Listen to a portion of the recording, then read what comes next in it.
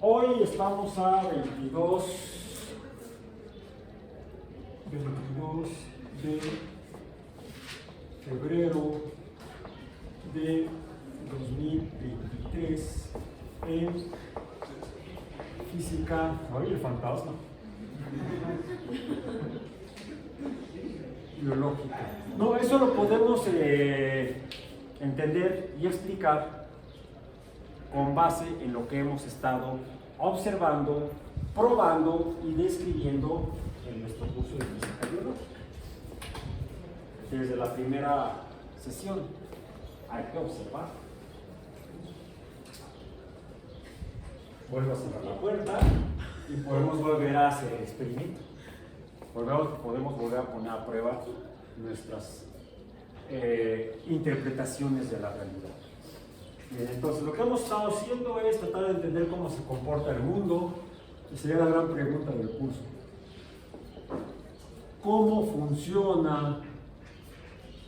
Es más, puede ser un poquito más acá que más allá.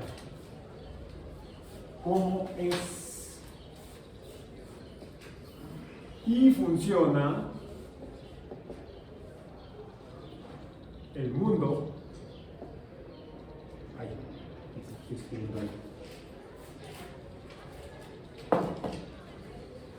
El mundo, pero nos interesa en particular este mundo,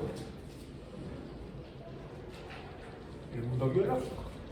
¿Cómo funciona? ¿Qué es? ¿Cómo es y cómo funciona la vida? Los sistemas biológicos, los seres vivos, pero no solo los seres vivos u organismos, sino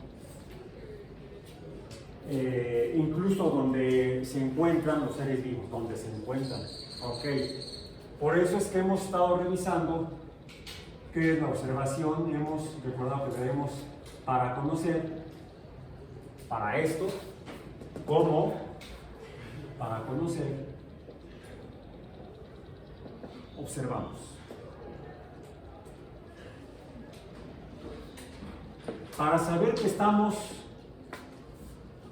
viendo algo auténtico, algo verdadero, y no algo falso, medimos. Y aquí fue donde salió el comentario de esa persona. Medimos con el Sistema Internacional de la Oficina de Pesas. Me faltó. Sistema Internacional de la Oficina Internacional de Pesas y Medidas. Vamos a ponerla aquí así, y latina. Y latina puede ser útil también como un lugar para llevar a cabo observaciones y mediciones. Que nos define, decíamos, lo que necesitamos observar y medir para conocer. Por ejemplo, el espacio, el universo, el mundo mismo, que está conformado por el espacio. El espacio es donde está todo, donde están los seres vivos. Lo observamos y medimos la cantidad de espacio. ¿Cómo se llama la cantidad de espacio? Longitud. La cantidad básica.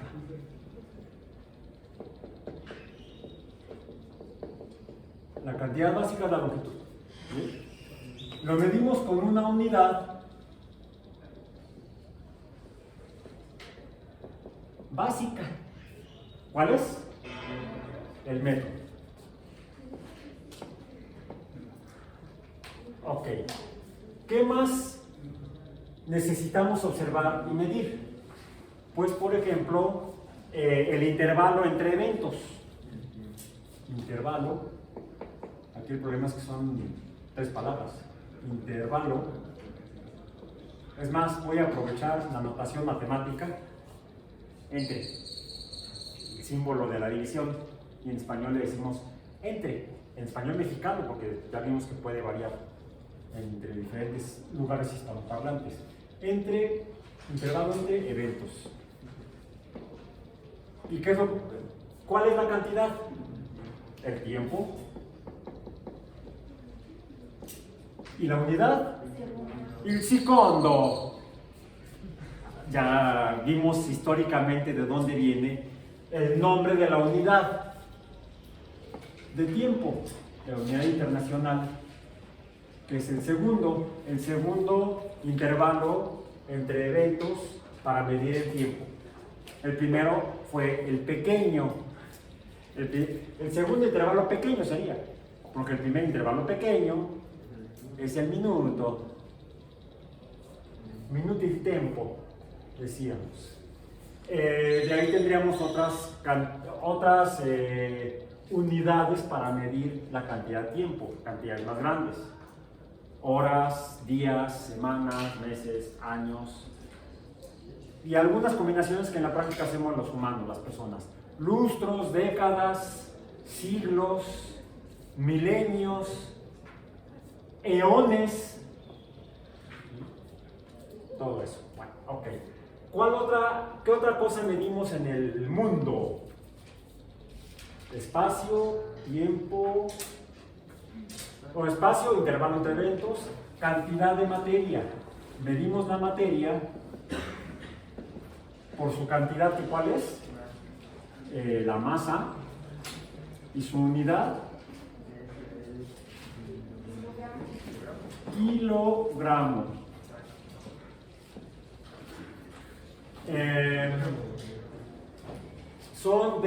Son 7 cantidades básicas: la longitud, el tiempo, la masa, la intensidad luminosa, la corriente eléctrica, la cantidad de sustancia y la temperatura termodinámica. Pero esas no las voy a poner ahorita porque hemos comenzado a tratar de averiguar cómo es y funciona el mundo, observando y midiendo de a poquito. Comenzamos por medir el espacio y fue lo primero que hicimos. Vimos que de acuerdo a esto podemos interpretar el espacio mediante dimensiones, que son también, las podemos contar. La primera dimensión, ¿cuál sería? La 0. La primera dimensión sería la 0, que sería 0D. Y definimos con esto, ¿qué cosa? Los puntos. Un punto es adimensional, 0 dimensiones. Dimensiones D. Ok. El siguiente espacio concebible, ahora vengo protegiendo mis ideas,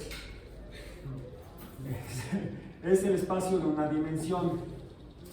Y este es el rectilíneo, ¿no?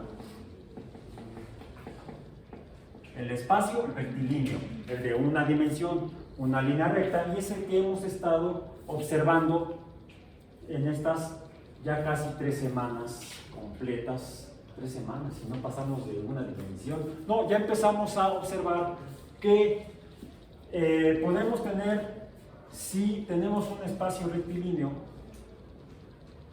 el 4% puede surgir del punto. El punto lo puedo representar con una mancha.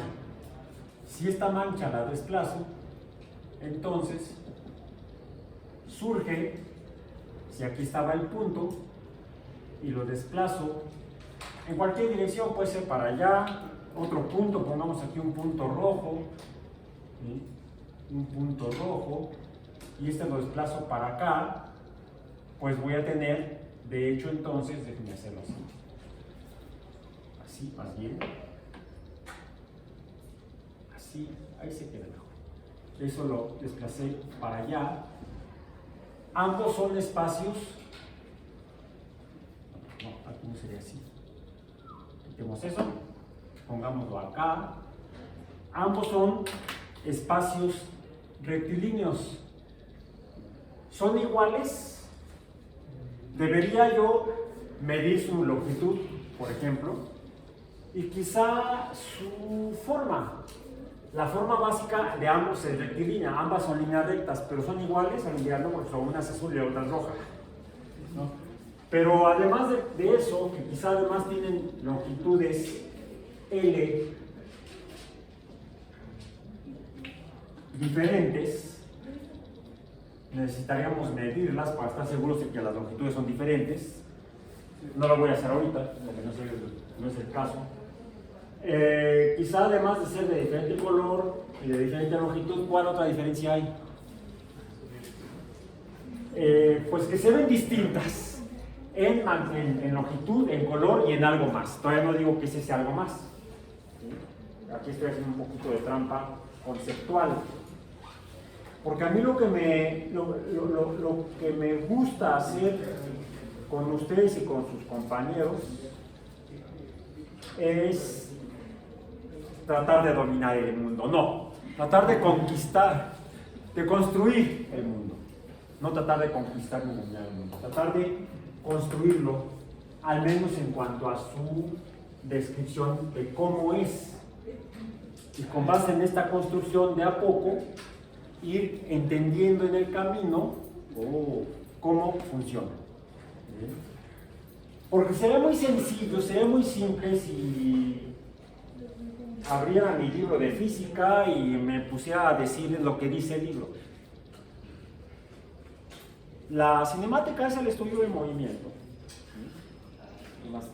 La cinemática es el estudio y la descripción de cómo se mueven o cambian las cosas, se interesa en el movimiento de objetos en el mundo y en el universo.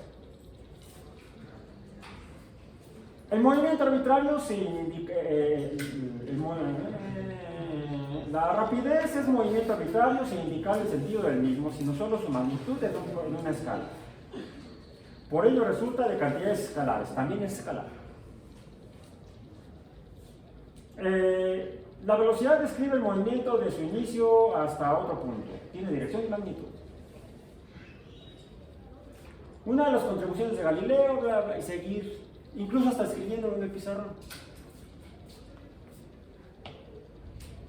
Y si entendieron bien y si no, se chingan. No es ese mi papel ni como yo lo asumo aquí. Lo que he procurado hacer es que vayamos pudiendo contestar esta pregunta, pero porque la estamos construyendo, la estamos pensando, porque estamos usando lo que supuestamente estamos estudiando, la ciencia de la física como ciencia, no como un montón de cosas que están escritas en los libros, entendible o no entendible. Porque ¿cuántos cursos de física han llevado antes de esto? Al menos 2.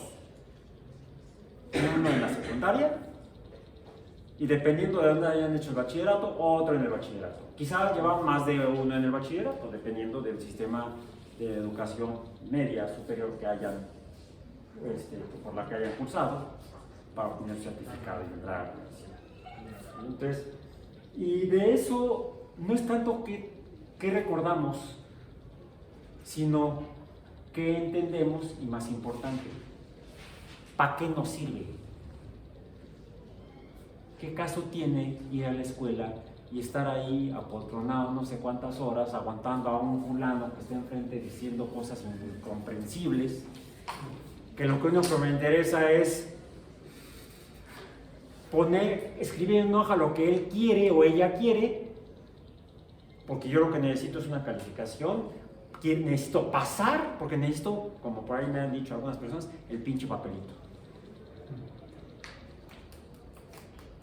Y luego por eso contestan como contestan en redes sociales. Bueno, normalmente en discusiones inútiles. Bien, más bien discusiones inútiles. Ok. Porque lo importante no es tanto el conocimiento y recordarlo, sino usarlo.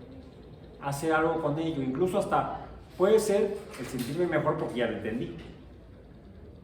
¿Y eso que estudiaste para qué sirvió? Pues para sentirme mejor. Ya sé que sé un poco más ahora que antes. Soy un poquito menos ignorante. Yo es lo que, al menos para mí, lo he estado tratando de... Ha sido mi meta en la vida. Cada día ser menos ignorante. y cada día aprendo algo nuevo para mí. Tal vez no para el mundo, pero sí para mí. Bueno, entonces, ¿cuál es la diferencia entre estas? En cómo se ven más allá de la magnitud, longitud y el color. ¿Sí? No quiero describir todavía cómo le llamo a eso. Lo que sí puedo decir es que ambas son rectilíneas. La diferencia es que una está así y la otra está así. O sea, no están así las dos. Están diferentes. Mis dos brazos no están en la misma posición. Aquí sí, aquí ya no. Acá tampoco. Y entonces puedo hacer señales, como le hacen en los barcos. Bien. Y la rectilínea surge cuando el punto se desplaza en un espacio de al menos una dimensión. Aquí lo que estoy viendo es dos unidimensiones diferentes, dos rectilíneas diferentes. Si alguna de estas la desplazo perpendicularmente, entonces surge un nuevo espacio de dos dimensiones que tiene de hecho dos longitudes. Llamemos una longitud 1 y una longitud 2. ¿Sí? Y ya dijimos que esto se llama... No, superficie. Superficie. Por eso le ponemos la S de super, como la que tiene aquí, ¿no? Superman. No, si es sas, es el zorro. Este es Superman. Esta es superficie. Su cantidad, pues este es algo nuevo, del rectilíneo, es espacio de una dimensión, es un espacio de una dimensión, y su magnitud es la longitud,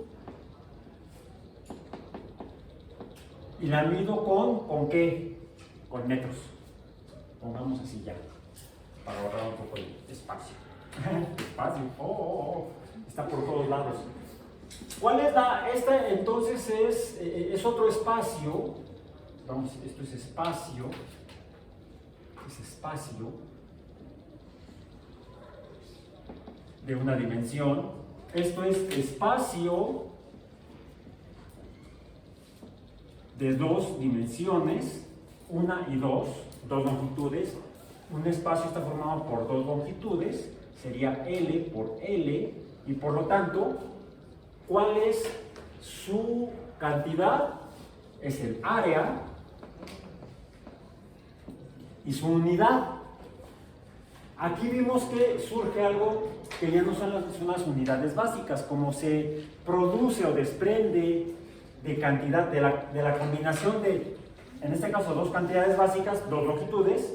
¿Cómo le llamamos a estas unidades? Que sería L por L, L cuadrada, M por M, M cuadrada.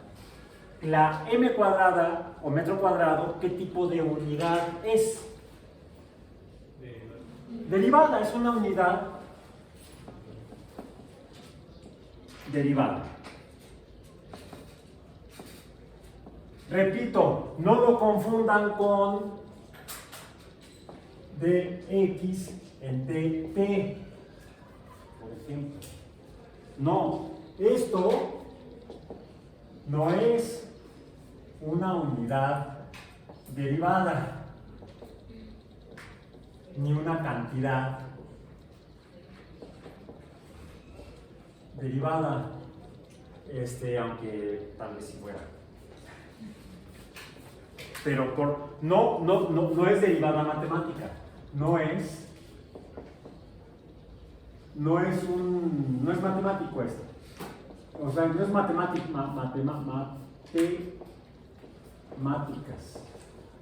no es matemáticas, es física. El problema es que luego la gente se confunde, ¿sí? Y es como lo digo, tráete el aromático en química. Y me trae algo oloroso. No es eso lo que te pedí.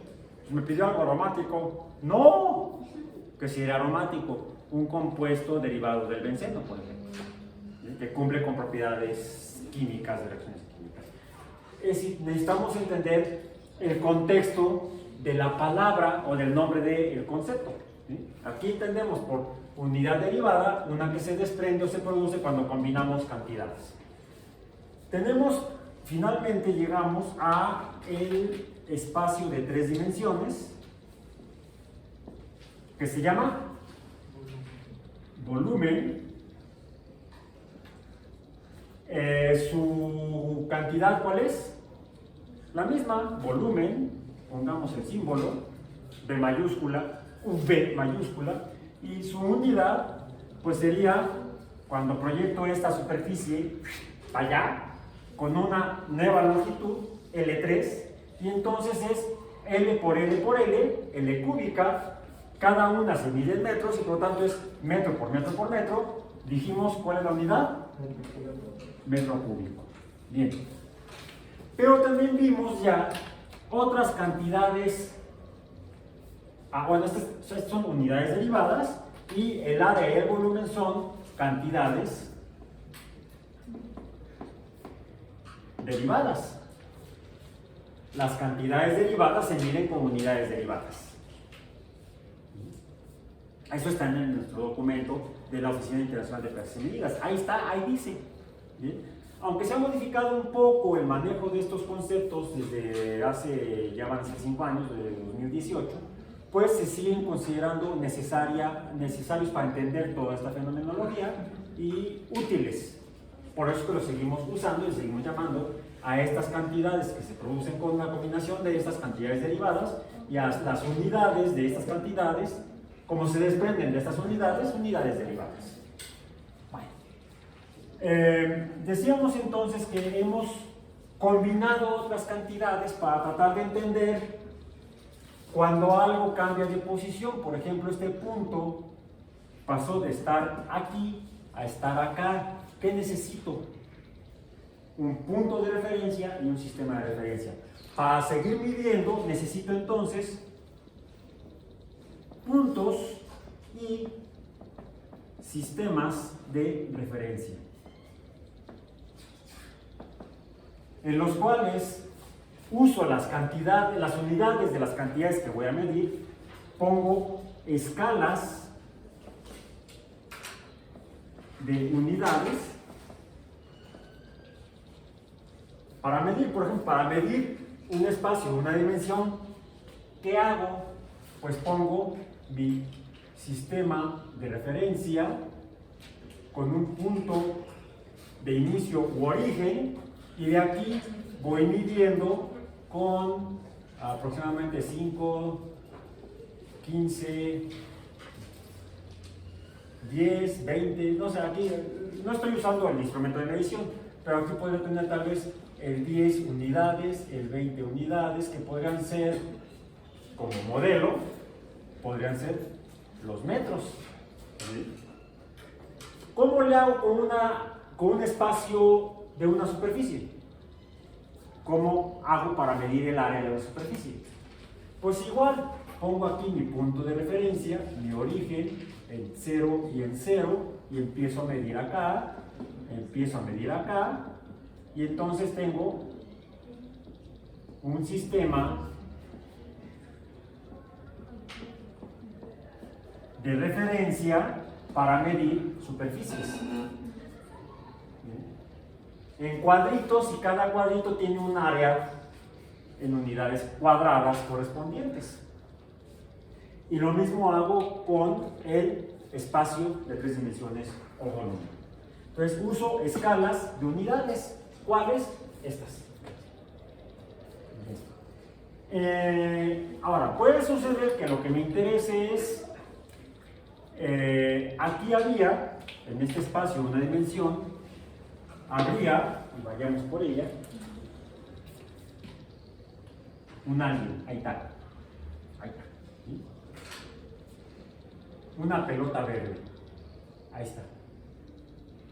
La pelota verde está en el punto, que es el punto que está en el punto azul, que es donde puse el origen. Entonces aquí está, se cayó. Aquí está el 0. ¿El 0 qué? 0 metros. Necesito entonces un instrumento de medición en metros, que puede ser este. Estoy buscando la escala, aquí ya la encontré, acá está, y entonces pongo aquí mi sistema de referencia para medición. Híjole, este tumor, como que de repente ya no, otra vez el pizarrón está sucio, tiene grasa, ahí está. Y entonces aquí estoy midiendo, poniendo marcas cada cuánto en el sistema con la unidad metro, cada décima de metro, cada decímetro. Entonces, si yo pongo M, aquí es 0.1, 0.2, 0.3, pongámoslo hasta un metro. 1, 2, la que sigue está acá, entonces la siguiente marca debe estar por aquí, lo cual ya está muy borrada. La que sigue está acá. ¿Cuántas van? 0.4, 0.5, 0.6, 0.7, 0.8, 0.9 metros y hasta 1.0 metros. Ahí está. Ya tengo mi sistema, tengo mi punto de referencia que es el 0 y tengo el sistema de referencia que es este espacio de una dimensión en un sistema de escala de unidades métricas. Y puedo entonces poner la posición, esto sería de aquí, x0, a la que voy a llamar entonces la posición en el espacio. Como ya le puse una x, este espacio se llama x. Ese espacio de una dimensión se llama x. En el espacio x. x0, la posición 0. ¿Cómo puedo medir la posición de esa pelota en este espacio de una dimensión? Pues con unidades de longitud, dado que lo estoy definiendo como un espacio de una dimensión. Lo mido solamente con longitud. No necesito más, una sola cantidad, una sola unidad. Si veo que se encuentra acá, no, ahí no, porque no se quiere quedar. Ahí está. Ahora, ¿dónde está? Que te quedes aquí. ¿Esto qué sería? X1. X, esta sería la posición del espacio, esta es la posición inicial. ¿Esto qué sería X1? Posición final. Posición es el dónde en el espacio correspondiente, una dimensión. Puede suceder que veamos el objeto en posiciones diferentes. Y entonces, si vemos que está en una posición diferente a la que habíamos visto a ese objeto, ya se quedó. ¿Bien? ¿Cómo le llamamos a esto? Bueno, aquí de hecho hay una magnitud de longitud entre el punto, entre la posición inicial y la posición final. ¿Cómo la conozco? Necesito medir. ¿Qué mido? La longitud. Este cambio también cambió de posición. Mido la magnitud de este espacio, que es la longitud. Como el objeto ha estado en dos posiciones diferentes, ¿a eso cómo le llamo? Movimiento. El movimiento es, dijimos, el cambio de posición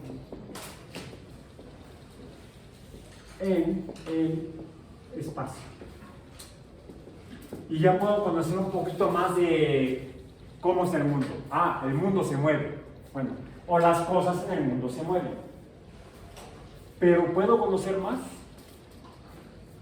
O sea, puedo entender mejor cómo se mueve. La cinemática es el estudio y la descripción de cómo se mueven o cambian las cosas. La cinemática me dice que debo observar, medir cantidades, comenzando con la longitud, pero si puedo usar alguna otra de estas, voy a conocer más sobre el movimiento.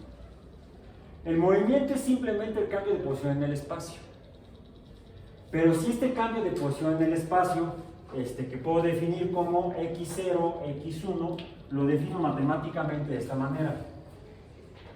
xf menos xy, y a esta le llamo delta x. Se parece a lo que está allá arriba. Delta x. Delta x, ¿qué sería entonces? Movimiento. Ok. Es importante este signo. El valor absoluto de delta x es la longitud. Y ya conozco un poquito más. Okay. Porque ¿qué sucedería si yo veo ahí la pelota en punto 5 y luego la veo acá en 0? ¿Es igual? Ahorita vamos a ver si es igual o no. ¿Cuál otra de estas tres cantidades puedo usar para conocer más del movimiento? Ya lo hemos hecho. ¿Cuál? El tiempo. Si uso el tiempo, entonces puedo poner no solamente un x0 y un x1, sino un t0 y un t1.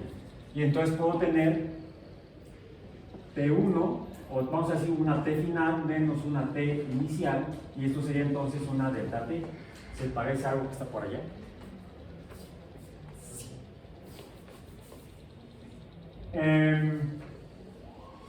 Bien. Esto sería entonces una magnitud de tiempo. Si yo relaciono ambas cantidades, la longitud entre el tiempo como proporcionales, L dividido entre T, o como dirían en España, L partido T, soy chistoso, es ¿qué? Una nueva cantidad. Una cantidad que se produce al combinar dos cantidades. ¿Cómo se llaman esas? ¿Como cantidades? Es una cantidad derivada. La rapidez es una cantidad derivada. ¿Cuáles son sus unidades? La cantidad se mide en metros, acá está, y el tiempo en segundos. Serían metros entre segundos. Es la unidad es una unidad derivada. Pero hasta aquí estoy usando L, que es el valor absoluto de delta X. ¿Qué sucede si... ¡Auch! Esta cosa. De ahí, no te caes. Si x0 es igual a 0 y x1 es igual a 0.5. Tengo entonces una delta x que es igual a 0.5. Bien. Si yo además mido t y digo que delta t es igual, como le estábamos diciendo, a 10 segundos, puedo obtener entonces delta x entre delta t. ¿Y cuánto sería?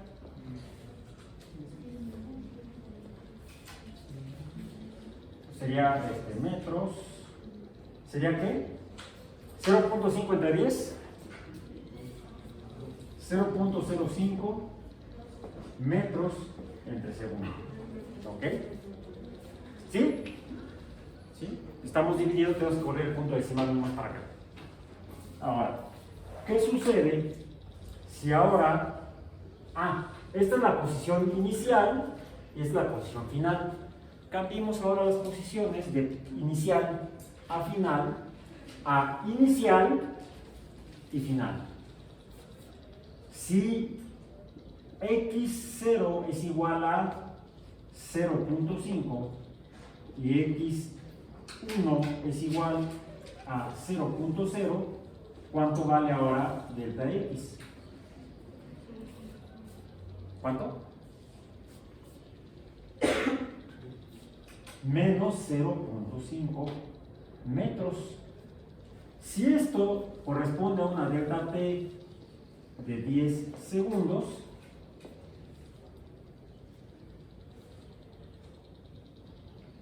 y tuve un error, iba yo tan rápido la vez pasada, tuve por ahí un error que al final alguien me lo aclaró. ¿Quién fue? Allá. Muy bien, gracias. Esto es finalmente una definición algebraica, esta de aquí y esta de acá, la de delta x y delta t y cualquier delta, ¿sí? Aquí lo que tengo es entonces delta x es igual a, diríamos, 0.5 menos, no, al revés, esto es un error de la pasada. 0.0 menos 0.5 nos da precisamente delta x igual a menos 0.5. Ok, ¿qué son metros? Ahora, delta x entre delta t, ¿qué es? ¿Cuánto es?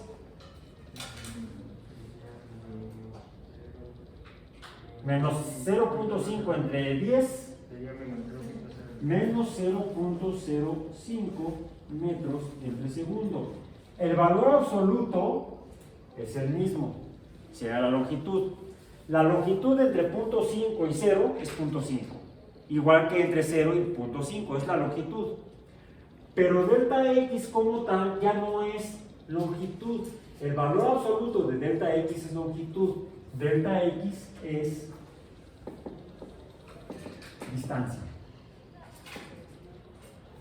d, y d entre t o delta x, no estoy haciendo muy allá, entonces voy a acabar el pizarrón.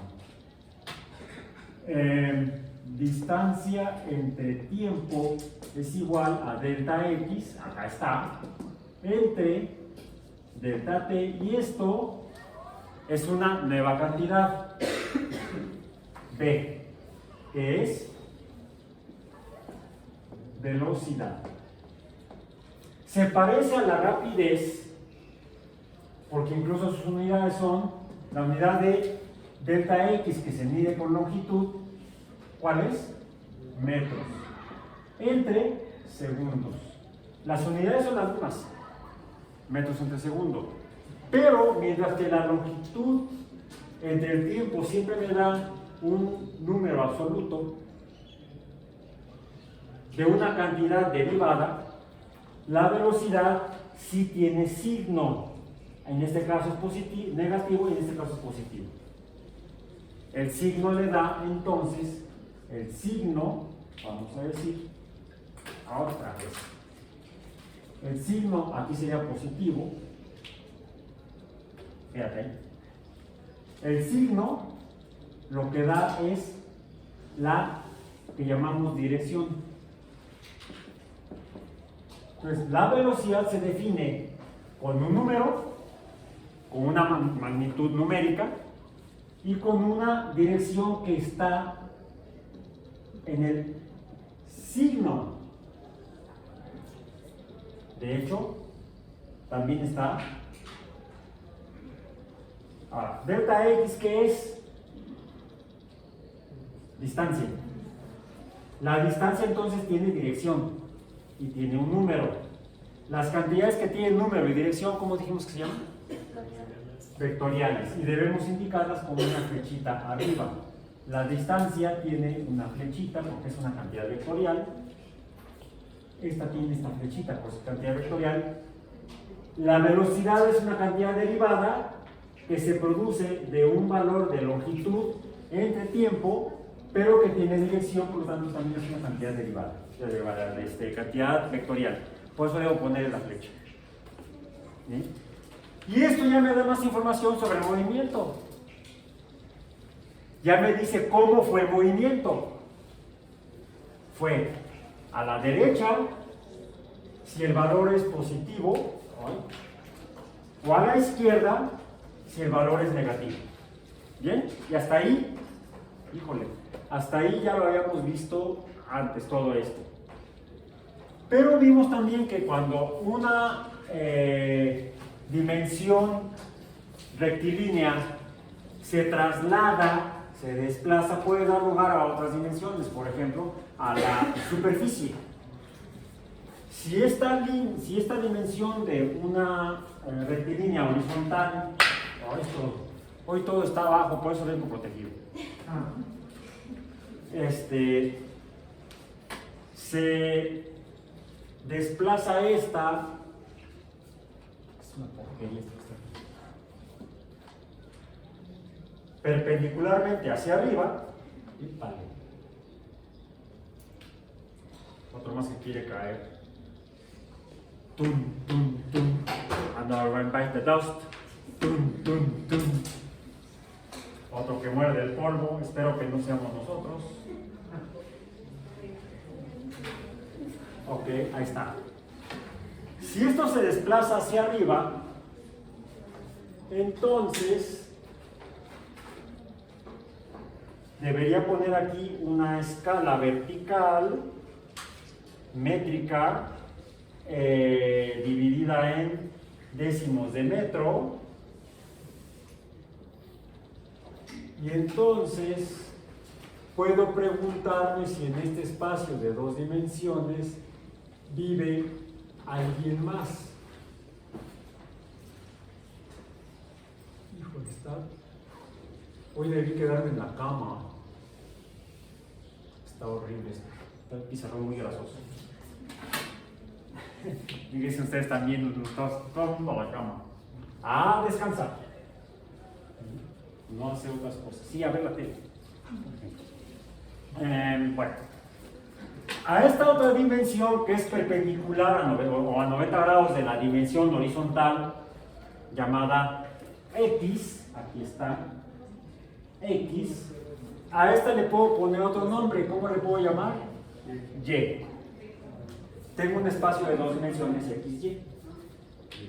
Ahora, cuando tengo delta X o distancia, me está diciendo que y algo tiene distintas posiciones, por lo tanto, hay distancia en tiempos distintos, decimos que el objeto se ha movido.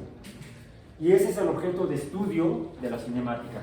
Es el estudio y la descripción de cómo se mueven o cambian las cosas. En este caso, ¿cómo se mueve? 1, 2, 3, 4, 5, 6, 7, 8, 9, 10. Acabo de hacer lo que describe aquí. En 10 segundos se movió 0.5 metros. ¿Cómo se movió? Hacia la derecha, con una velocidad de 0.05 metros por segundo. 1, 2, 3, 4, 5, 6, 7, 8, 9, 10. ¿Qué pasó? Se movió. ¿Cómo se movió? Hacia la derecha primero, ahora fue hacia la izquierda. ¿El movimiento fue igual? Sí, en una cantidad, en la longitud. La longitud fue de 5 metros, pero la dirección fue diferente. Fue de más de 5 metros, fue 0.5 metros. Fue 0.5 metros a la derecha primero y luego 0.5 metros hacia la izquierda. La distancia fue diferente. La longitud es igual, la distancia es diferente. Una, digamos, es positiva y la otra es negativa. La rapidez, ¿cómo fue? Tanto a la derecha como a la izquierda, la rapidez fue igual. La rapidez, 0.5 metros en un segundo, tanto a la derecha como a la izquierda. Pero la velocidad fue igual en ambos movimientos.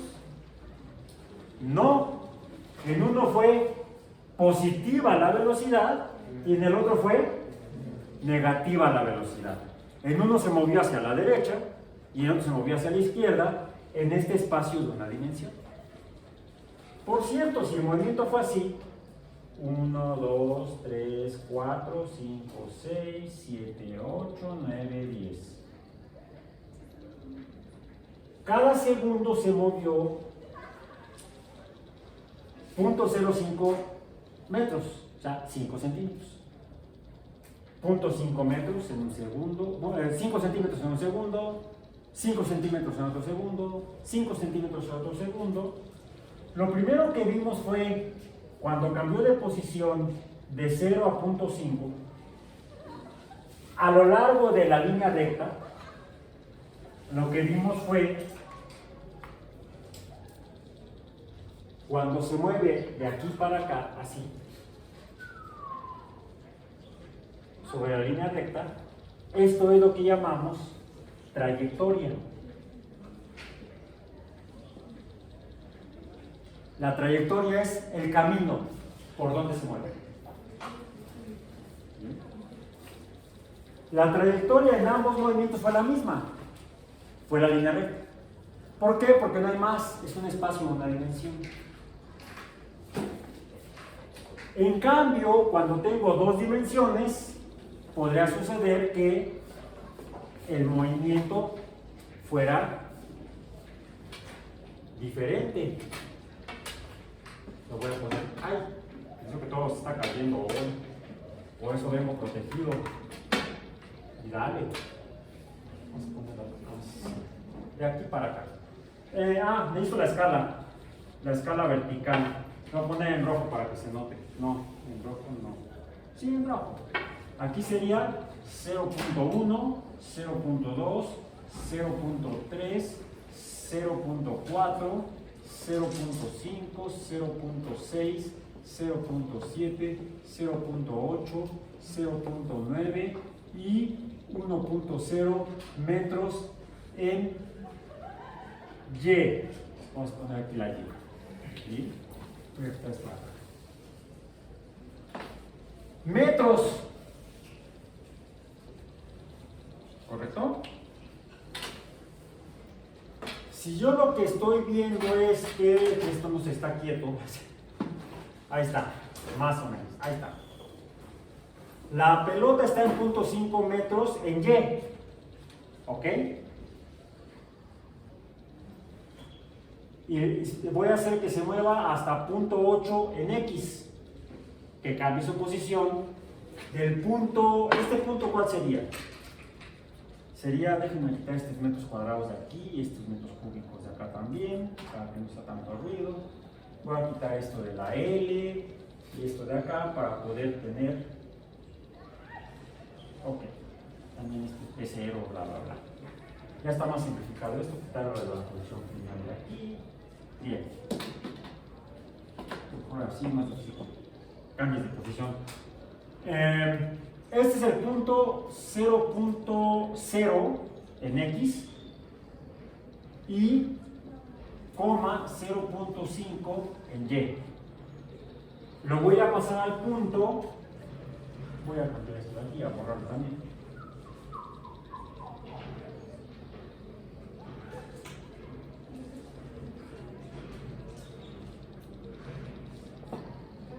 Al punto 0.8, 0.0 en Y.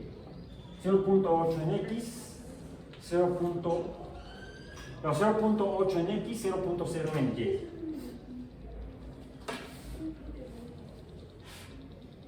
¿Listos? 8 dije, ahí está. Bien. 0.5 en Y, a punto 0 en Y. Punto 0 en X a punto 8 en Y.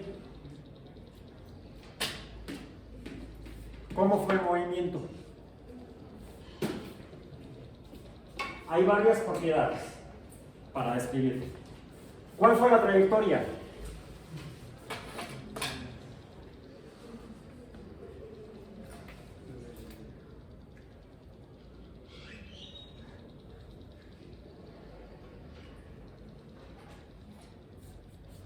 ¿Sí? Esto fue la trayectoria. De acuerdo a la trayectoria, ¿cómo fue el movimiento? ¿Qué se dibujó? Una línea recta. Trayectoria rectilínea. Rectilínea. La trayectoria fue rectilínea. En cuanto a la velocidad, pues cambió, fíjense, de x0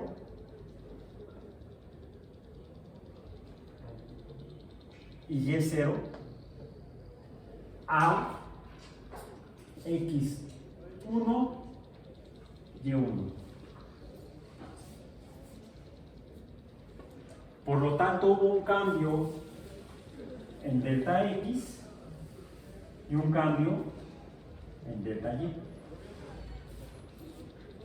X2, X1 menos X0 es este, Y1 menos Y0 es este de acá. Hubo un movimiento en X y un movimiento en Y. Que no es lo mismo que hubiera estado de punto 5 en Y a 0 que de 0 a punto 5 en Y. Eso tendría que haber sido, a ver si me sale, tendría que haber sido así. Bueno, para acá. ¿Sí? Ok. Como se dan cuenta, si la pongo aquí, si la pongo acá, ahí está. ¡Ah!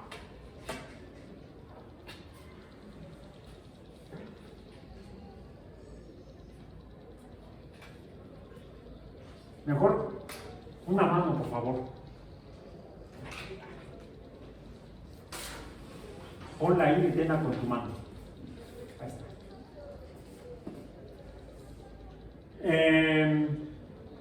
Pelota sube, pelota sube. No sube sola, ¿verdad? Gracias. La pelota no pasa de 0 a 5 en Y sola. En cambio, si la dejo yo aquí en punto 5 en Y, ahí te quedas, ¿eh? ¿Por qué no me hace caso?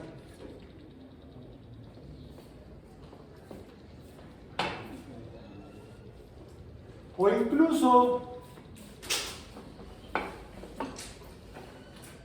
está en 0 en X, en 0 en Y, y ahora quiero que esté en punto 8. Pelota a punto 8 en X. Pelota, la pelota es sorda. No me oye. O es desobediente. Si la pelota se queda aquí en el tiempo 0 y en el tiempo 10 sigue ahí, ¿cómo dijimos que estaría? En reposo. Cuando cambia, porque su posición final es igual a la posición inicial. Es otra forma de mencionar el reposo. Cuando X final es igual a X inicial, decimos que esto es reposo.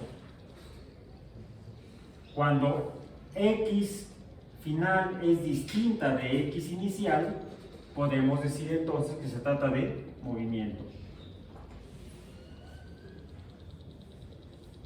En el espacio horizontal de una dimensión,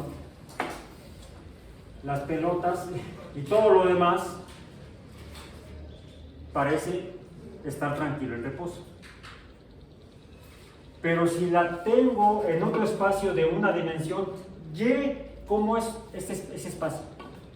El espacio Y es de 1, 2 o 3 o 4 dimensiones. Y. Y es solamente Y. Es una dimensión.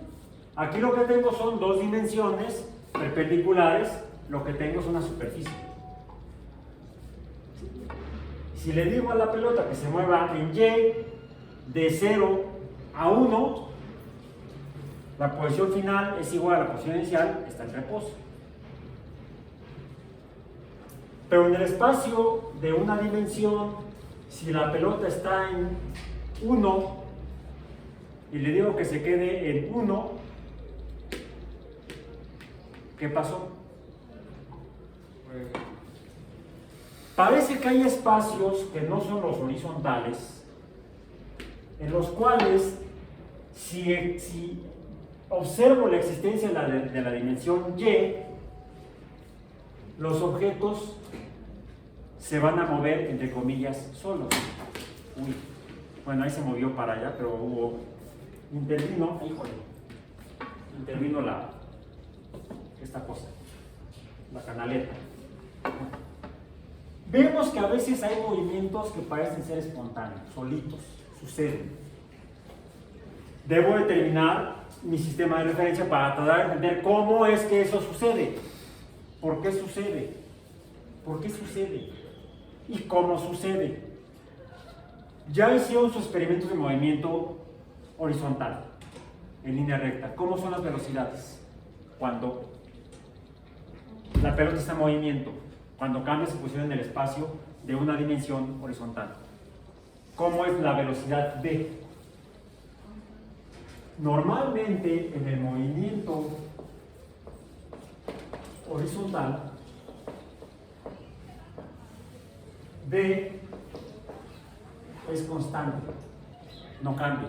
Es decir, el cociente delta x entre delta t en un espacio horizontal, no importa si es de una o de dos dimensiones horizontal,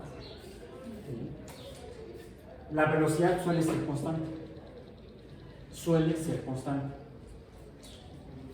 En cambio, si esa una dimensión es vertical o simplemente no es horizontal,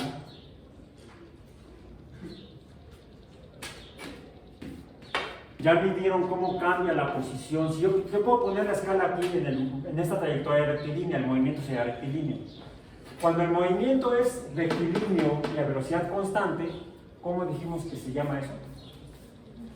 Si el movimiento es horizontal, la velocidad es constante y la trayectoria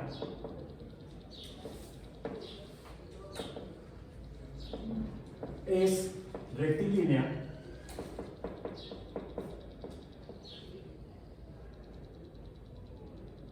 a esto le llamamos movimiento rectilíneo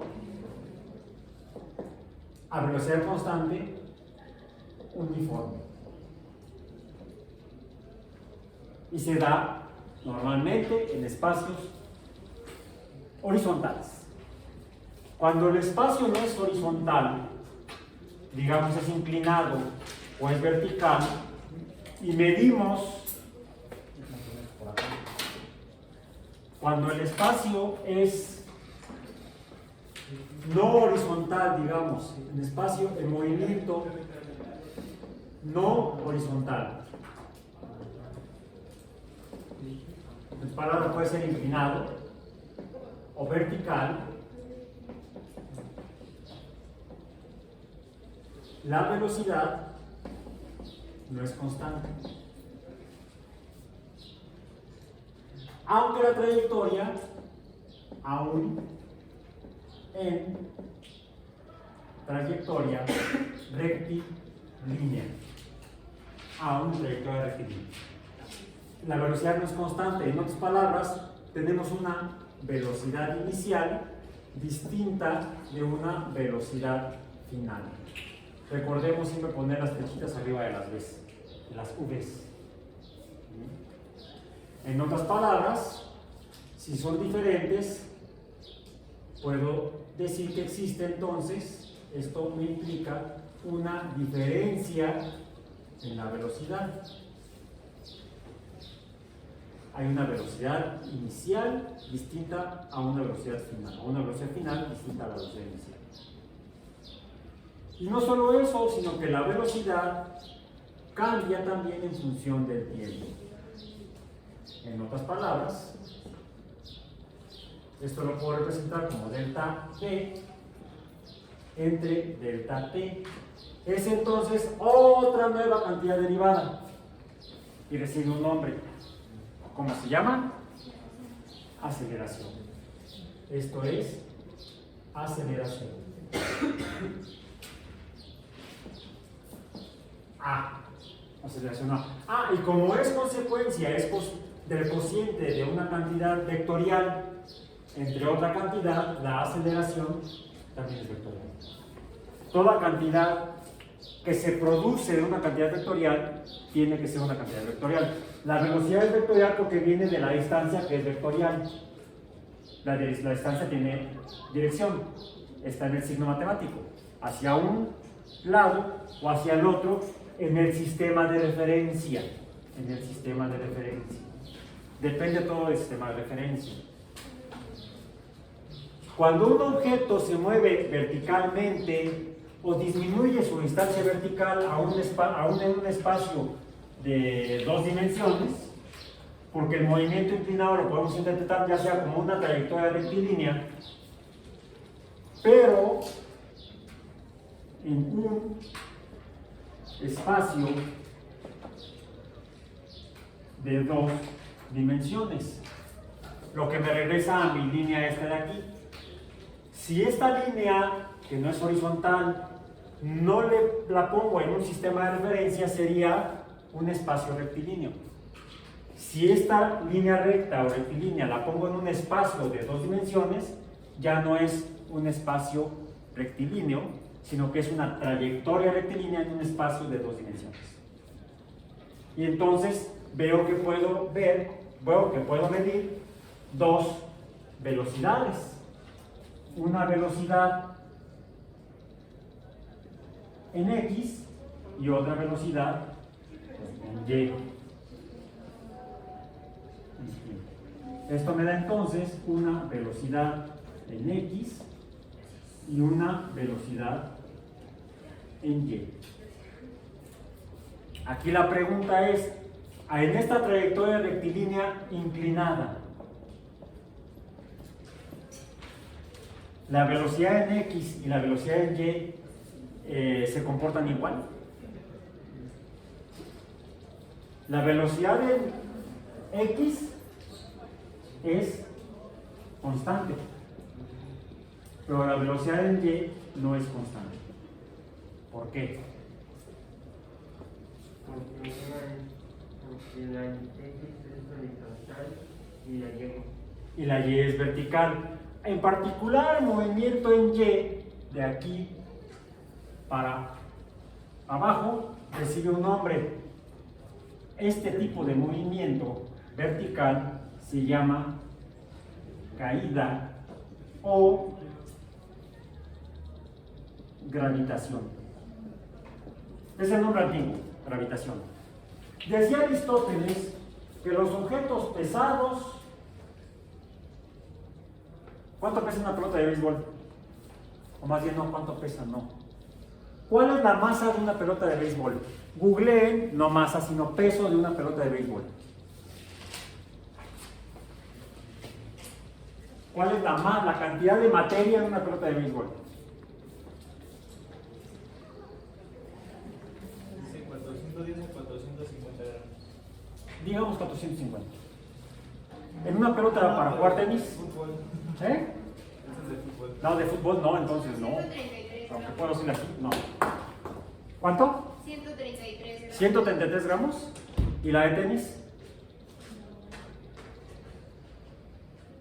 Cuando la pesamos era de 56.7 gramos. La pesaron y esta en particular dio 56 gramos. 56 gramos, 130 y 140 gramos.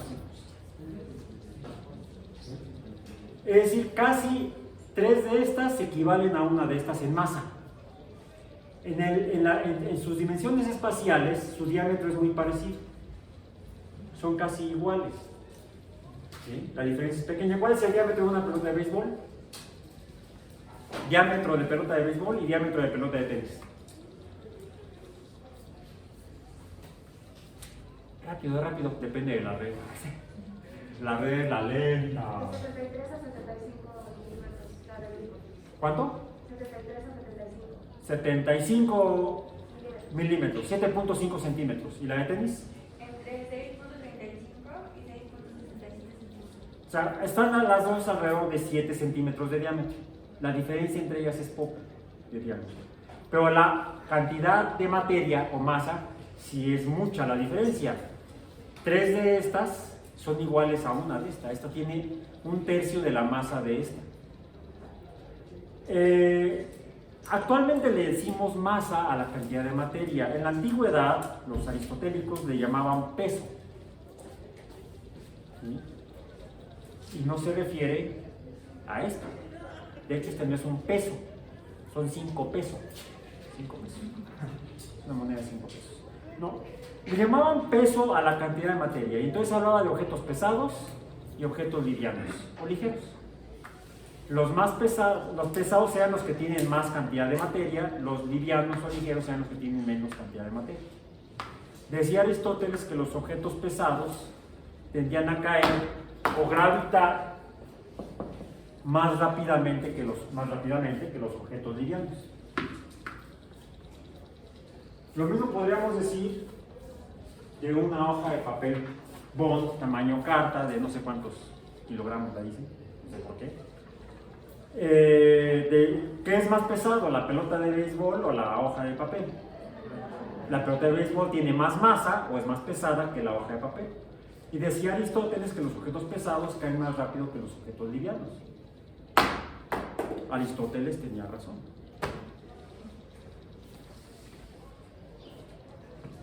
Lo mismo debería suceder en el caso de la pelota para jugar tenis, que es más liviana que la pelota de béisbol. Debe caer antes la pelota de béisbol que la pelota de tenis. ¿Sí fue?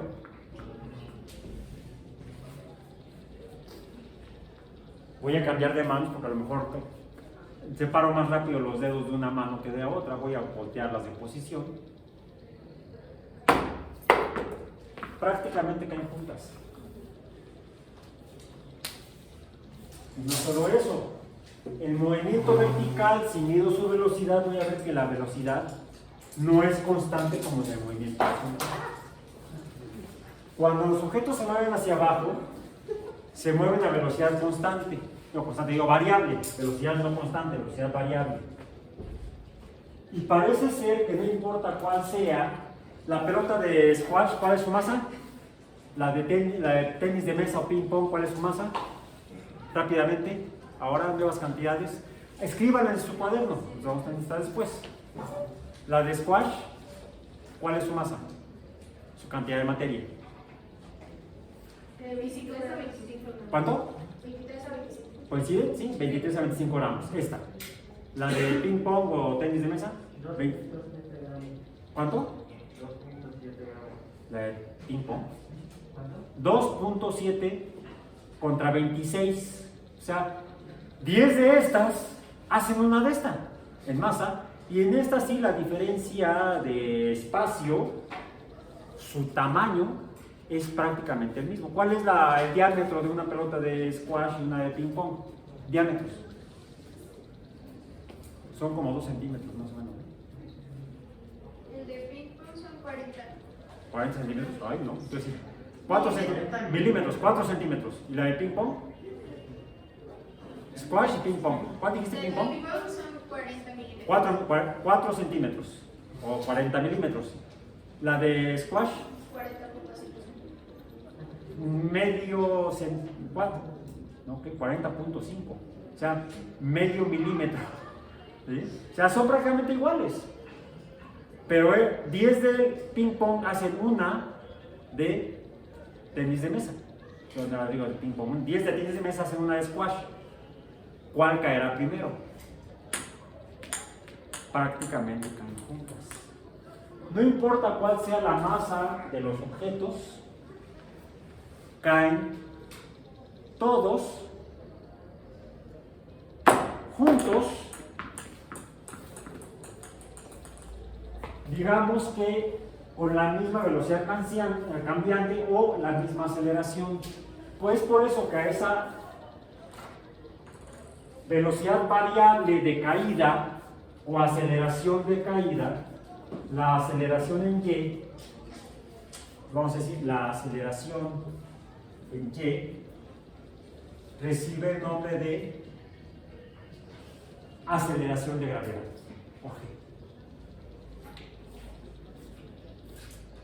Y es la misma para todos los objetos, sin importar qué más. Entonces, ¿por qué la hoja de papel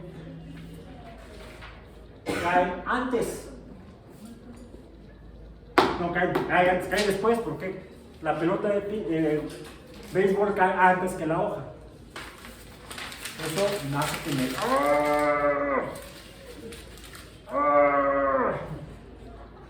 Híjole. Sigue siendo la misma hoja. Cambié simplemente su forma. ¿Qué sucede si ahora las dejo caer juntas a la hoja de papel y la pelota de béisbol?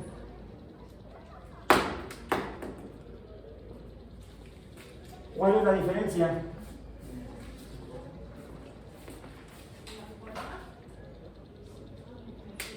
Algo está impidiendo que la hoja caiga cuando no está hecha pelota.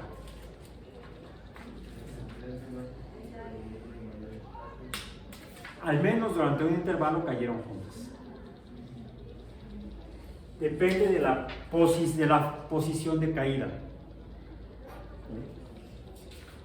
Cuando está vertical la hoja, al menos en un intervalo de espacio, cae como cuando está hecha bolas. ¿Por qué? Pareciera que algo está impidiendo que caiga. Eso tuvimos que esperarnos y vamos a pasar finalmente de principios del siglo XVII, en el siglo entre 1610 y 1630 y algo, 30, Galileo corrigió a Aristóteles y describió que los objetos caen a velocidad variable, cada vez a mayor velocidad, pero a aceleración constante, todos los objetos iguales, sin importar su masa.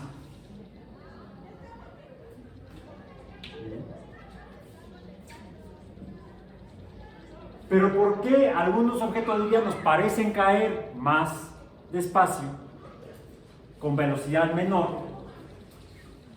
Tuvimos que esperarnos hasta 1686 a que Newton nos explicara no cómo se mueven las cosas, el cómo se mueven las cosas o la cinemática la describió Galileo. Los objetos se mueven en caída libre o gravitación, todos con la misma aceleración. Pero ¿por qué algunos caen de una manera y otros caen de otra? Pues porque hay algo que de entrada, de hecho ese algo es el responsable de que las cosas se muevan o que no se muevan. Las causas del movimiento o del no movimiento fueron a las que llamó Newton fuerzas. Las fuerzas son las causas del movimiento. Debería haber entonces una causa de la caída o gravitación, una fuerza de gravitación.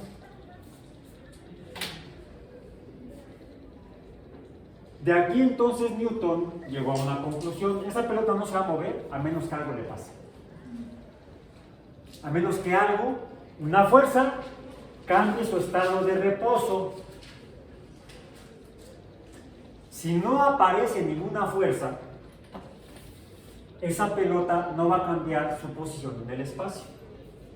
Y esa fuerza puede ser algo externo. Y esa es el primer postulado o la primera ley de Newton. Los objetos permanecen en reposo o en movimiento rectilíneo y uniforme a menos que algo perturbe el movimiento de reposo o de movimiento uniforme. O sea, yo pongo la pelota en el piso y ahí se queda en reposo. Si la perturbo, va a ponerse en movimiento rectilíneo hasta que se le atraviesa la pared. Y la pared perturba ese movimiento y cambia su trayectoria de rectilínea a otra. Cuando, por ejemplo, choca y se desvía. ¿Bien? Esa es la primera ley o principio de movimiento de Newton, que es la ley de inercia. Los objetos permanecen en reposo o en movimiento a menos que una fuerza cambie el reposo o el movimiento.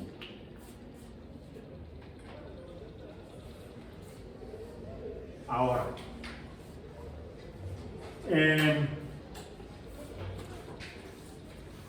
manos arriba. Traigo aquí el juguete de mi perro. Nerf Dog. O sea, es juguete para perro. Me lo traje sin que me viera. No me deja salir con él. Bien. Si yo estiro esto, toda esta longitud, y veo cómo cambia su posición en el espacio, vamos a ponerlo acá, a 1 metro de altura.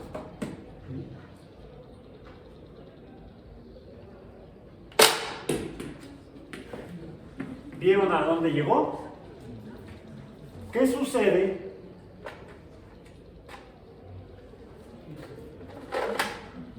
si en lugar de estirarla toda, la estiro a la mitad nada más? Pongo esto a la mitad, a 1 metro, horizontal.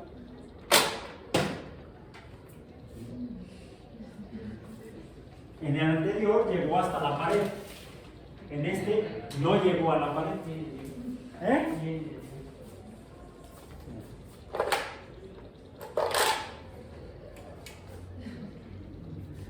No, ningún alumno resultó muerto en esta sesión. Okay. Fíjense, va de nuevo. Llega hasta la pared. Si la desplazo a la mitad, no llega hasta la pared. Este es el perturbador de pelotas. Dependiendo de la longitud, a mayor longitud, mayor perturbación. Y ese es el segundo postulado de Newton.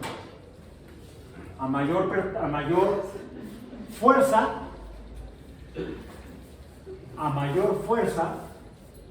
mayor cambio en el estado de movimiento. Cuando la pelota está dentro del instrumento, está en reposo.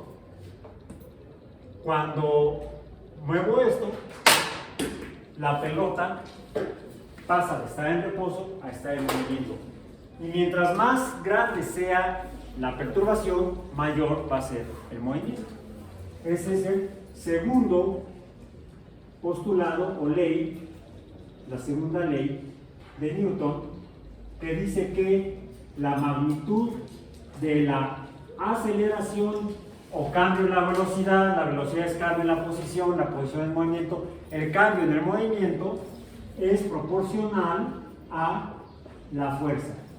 Ahora, la fuerza tiene sentido, tiene dirección. La fuerza también es en cuanto vectorial. En el libro original de Newton de 1686, solamente dice esto. Solamente dice eso. Bien. Lo que no dice es que también depende de la masa.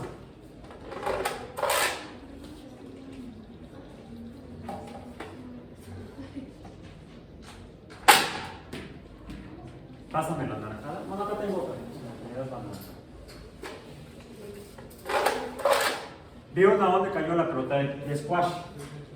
Voy a poner ahora la pelota de ping pong, que tiene menos masa.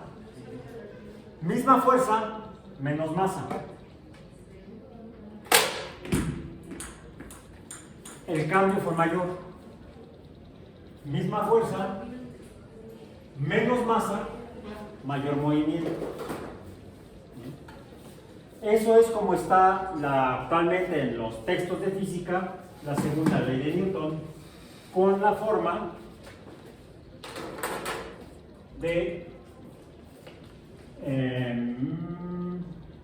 F es igual a el producto del cambio en el movimiento multiplicado por la masa. FAM. O la ven al revés, F igual a MA. ¿Bien? La masa no es vectorial, pero la aceleración sí, por eso la fuerza es vectorial. Ahora, hay otra característica en esto. Cuando yo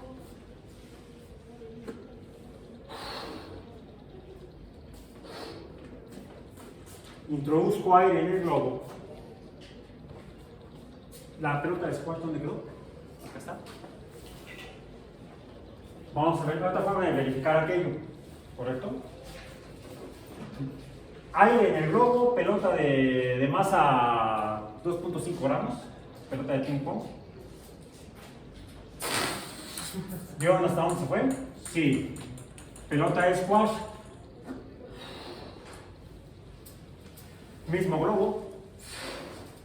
Más o menos una cantidad de aire.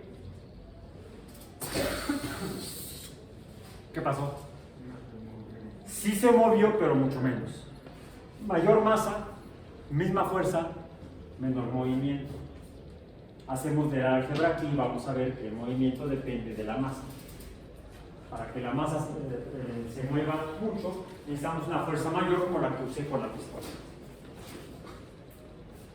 Pero pasa algo curioso, incluso globo, pelota.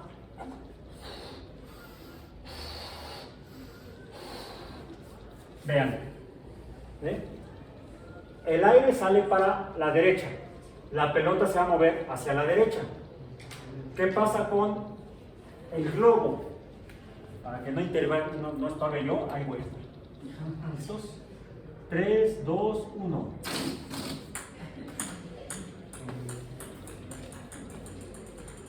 ¿Qué pasó con el globo? La pelota se movió hacia la derecha por la fuerza del aire del globo y el globo se movió hacia la izquierda por la fuerza del aire. La fuerza provoca movimiento. La fuerza, lo que provocó el movimiento de la pelota fue el aire, que es la fuerza, el movimiento del aire. ¿Y el globo qué pasó con él? Terminó al otro lado. Y ese es el tercer postulado o tercera ley de Newton,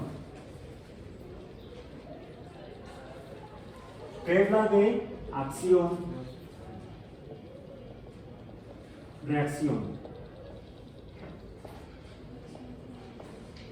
Cuando una fuerza actúa en una dirección, esa misma fuerza actúa en la dirección opuesta con la misma magnitud numérica, F igual a AM. Ahora, cuando esa fuerza se aplica sobre una superficie, fuerza sobre área, aparece una nueva cantidad derivada. Además, la velocidad es una cantidad derivada de la longitud llamada distancia. La aceleración, ¿dónde quedó? Acá está.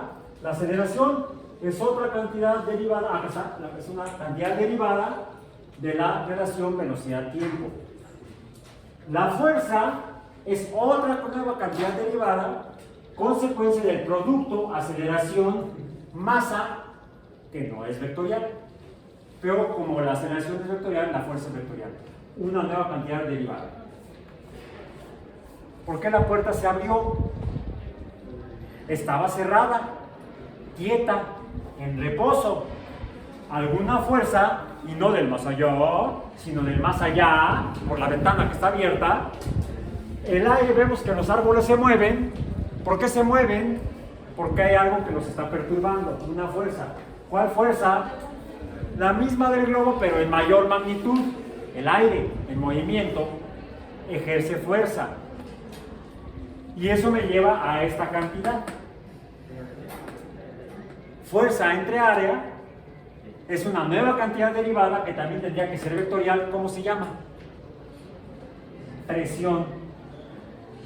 La presión es la magnitud de la fuerza sobre áreas. A mayor fuerza en áreas pequeñas, la presión será mayor. La misma fuerza en un área mayor será una, ¿cómo decíamos?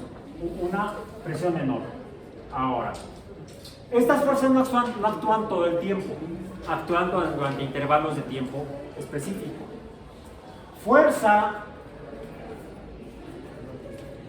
entre tiempo es igual a potencia,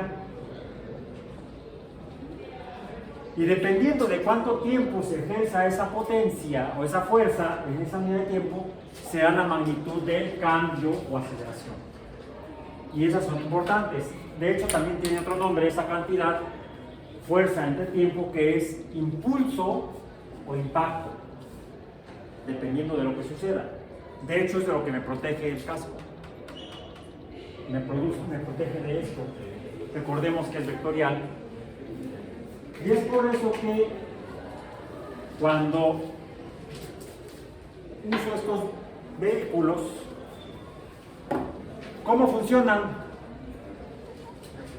Está en reposo. Para que se mueva debo aplicar una fuerza. ¿Cómo aplico la fuerza? ¿Me puedes venir a empujar? No, esa es una forma. Si alguien me empuja, ejerce una presión sobre mi superficie, va a haber una fuerza que va a provocar, dependiendo hacia dónde se dirija la fuerza, va a ser el movimiento. Bueno, otra manera es en la que yo empuje, la patineta está sobre el piso. Si yo empujo el piso hacia atrás, ¿hacia dónde se va a mover la patineta? Hacia adelante de mí. Existe el riesgo de que colisione con la pared o me caiga de la patineta y mi cráneo vaya a dar al suelo. Por eso uso el casco. Porque la fuerza del cráneo contra el piso va a aplicar una fuerza que va a durar ¿cuánto tiempo? El tiempo que dure el contacto con el piso. Y de esa magnitud es la fuerza, y eso puede provocar cambios en el material, dependiendo del tipo de material. Cuando la pelota, espero que no pase nada, de tenis golpea, ahí se quedó, el pizarrón, el plumón se queda ahí. Cuando esta pelota golpea, se cayó el otro, se cayó el otro plumón, el verde, que no se había caído cuando pegó la pelota de tenis.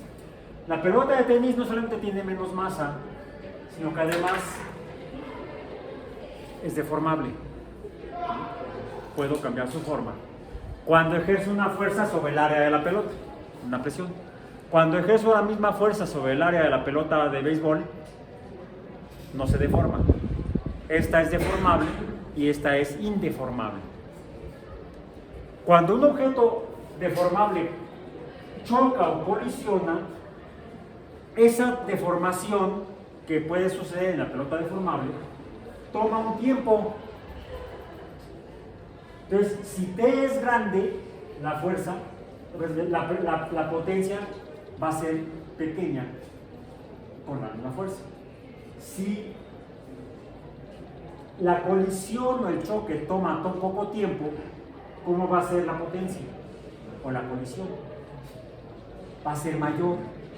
Y entonces las fuerzas son las causantes de los cambios. va a haber mayor cambio en el objeto. Los cascos, por eso tienen un relleno que en sí es deformable.